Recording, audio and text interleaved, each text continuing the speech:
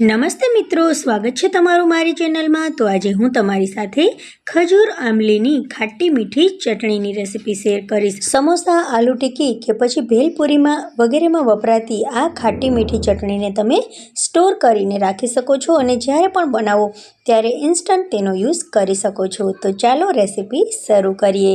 તો અહીંયા મેં એક બાઉલમાં લીધું છે ખજૂર। હવે આપણે જેટલો ખજૂર લીધો છે તેનાથી અડધી આપણે આંબલી લેવાની છે। તો બંનેના બીજ મેં કાઢી નાખ્યા છે। હવે આપણે શું કરીશું કે આમાં થોડુંક પાણી નાખી દઈશું અને તેને 10 થી 15 મિનિટ માટે પલાળવા માટે રાખી દઈશું। જો આ ચટણી ઉતાવળમાં બનાવવાની હોય ને તો પલાળવાની કાંઈ જરૂર નથી। તમે સીધી તેને કુકરમાં નાખી અને 2 સીટી કરી અને તરત જ બનાવી શકો છો। પલળી ગયા પછી આપણે આ બધી વસ્તુઓને નાખી દઈશું કુકરમાં અને ઢાંકણ બંધ કરી અને 2 સીટી થવા દઈશું। તો 2 વિસલમાં આપણી ખજૂર અને આંબલી એકદમ પોચી થઈ ગઈ છે।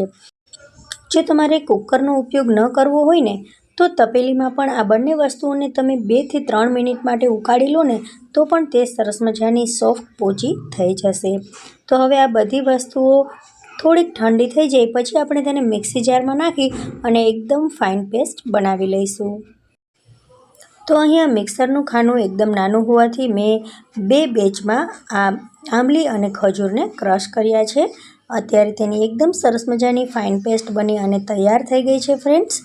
હવે આ પેસ્ટમાં આપણે એકદમ સરસ મજાનું ટેસ્ટ આવે તે માટે અડધી ચમચી લાલ મરચું પાવડર નાખીશું, અડધી ચમચી ધાણા જીરાનો પાવડર નાખી દઈશું અને સ્વાદ પ્રમાણે તેમાં થોડુંક મીઠું નાખી દઈશું।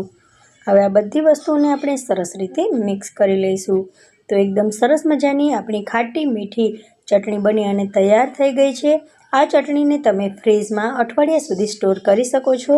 ભેલપુરી, સમોસા કે પછી આલુ ટિક્કી બનાવતા હોય ત્યારે તમે આનો ઉપયોગ કરી શકો છો અને જ્યારે પણ તમારે ઘાટી કે પછી પાતળી ચટણી જોઈતી હોય તો પાણી નાખી અને તેને એડજસ્ટ કરી શકાય છે। તો મિત્રો, તમને જો આ ચટણીની રેસીપી પસંદ આવી હોય તો મારી ચેનલને લાઇક, શેર અને સબસ્ક્રાઈબ કરજો અને બેલ આઇકોનને પ્રેસ કરજો જેથી મારી નવી રેસીપીઓના વિડીયો તમને સૌથી પહેલાં મળતા રહે।